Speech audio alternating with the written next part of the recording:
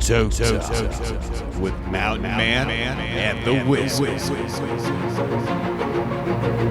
As months turned into years, I was able to walk for the first time in my life.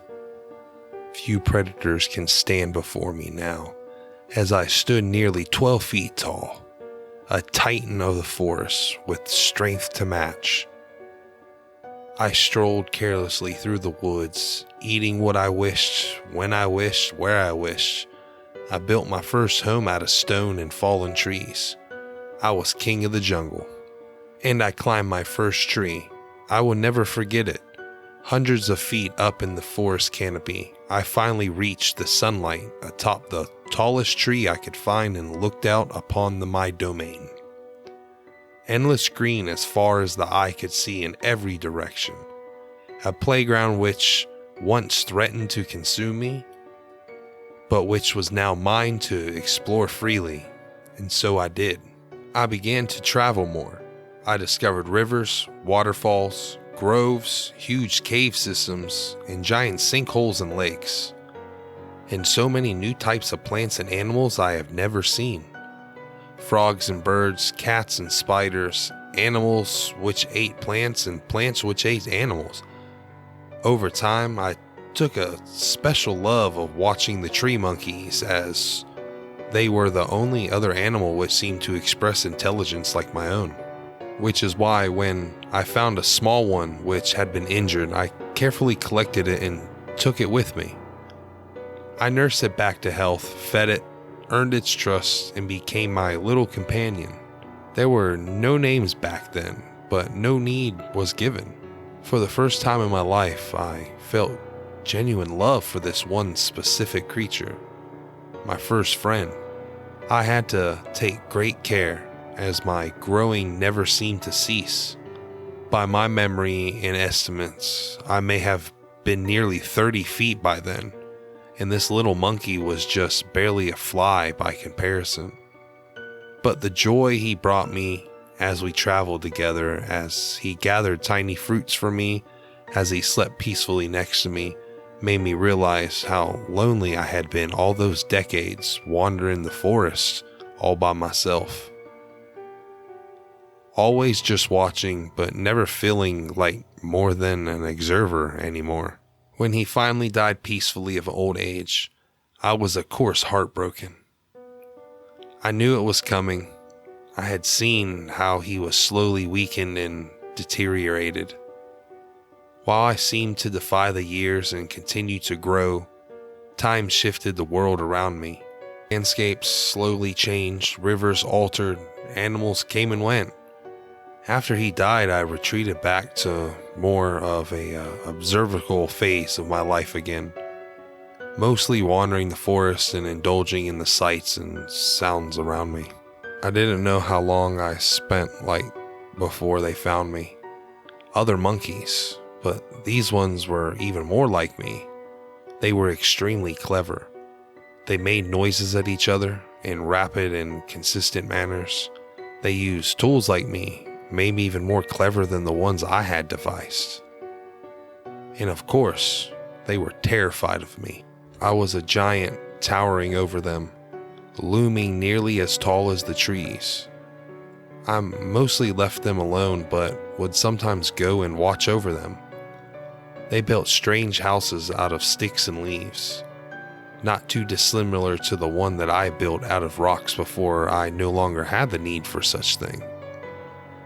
They even appeared to be able to yield fire and light up the night in ways that I had only seen from thunder of an angry sky. As time went on, more and more of them would come and visit me, and I slowly gained their trust. Even with their caution and fear never fully passed, I learned over time what their noises meant, and after some effort of my part, we were able to communicate quite well. They would often come to me and ask questions about the area, good hunting grounds, water sources, places to make new villages. After all, I'd been almost everywhere. One day, some of them started leaving strange carvings in the stone around where I slept. I asked one of them about the artifacts, and a youngling who had came asked for my help removing a mighty tree which threatened to fall on his hut. He told me that they were left as offerings, so that I might bless them with good fortune. He told me how their lives are hard and short, then told me that a god such as myself could surely make their lives better. That was the first time I encountered the concept of a god. I had taken a liking to these little ones, so I had already been aiding them with my knowledge whenever they asked for it. But he was right. I could do much more. Much more. I remember the look of terror on many of the little people's faces as I towered over their village. Perhaps they were expecting some wrath of a perceived slight. I can't know, but I quickly made it clear I was there to help by removing the offending tree and setting it out of harm's way. Our relationship expanded quickly over the next few years, and they devised great and clever projects which took advantage of my size and relative strength. In those years, we accomplished in days what would have taken them decades on their own, or even possible at all. We even replaced the village huts with more durable collective structures, stone stacks so tall that they dwarfed the trees around them. The giant pile of boulders were carefully stacked to create living space to spare. A crude pyramid of sorts, I would later come to realize. Things went well for a while, and I took very active role in their lives of my new friends. It reminded me of my old monkey friend from so long ago, except this time there were many and I could speak to them and share my thoughts and feelings. It was an exhilarating time for me, and we accomplished much. We dug trenches to allow water to reach areas where they could cultivate crops. We studied the stars together and speculated on the mysteries of the forest and the world. I watched friends be born, age, die, only for new friends to appear. After many, many years, though, the number of friends grew and grew. And eventually there were so many that they began to fight each other over what seemed to be infinite bounty of the forest. Their noises changed, and I no longer understood all of them anymore, only the ones I remembered near. They began to ask me for help or blessings, hunting other people, fighting other villages. I always refused. The tipping point came when the village I attempted to sacrifice a young girl in my name in order to gain my support in an upcoming raid.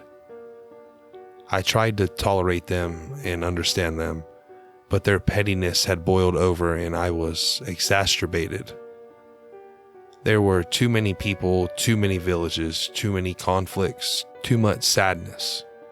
It felt like I was crawling through the mud again, a dumb cripple, unsure what to do or where to go, and with little means to accomplish anything.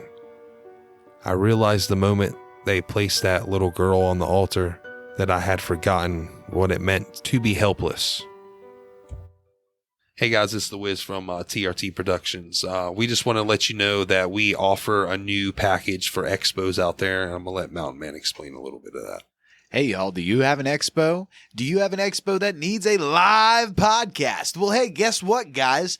TRT Productions now offers that as one of our promotion and review services. We would love to walk around at your expo and interview these different businesses that you have coming to this expo while doing it live. So hopefully our crowd around the world will know all about your expo. So hit us up with the deets. Let us know so that way we can start putting it into the role of commercials. Of course, all of our live podcasts will be broadcasted on Podbean.com, and all the listeners will have to download Podbean app or listen to it on Podbean.com or through Spotify now. Thank you guys. Enjoy the next song. Peace.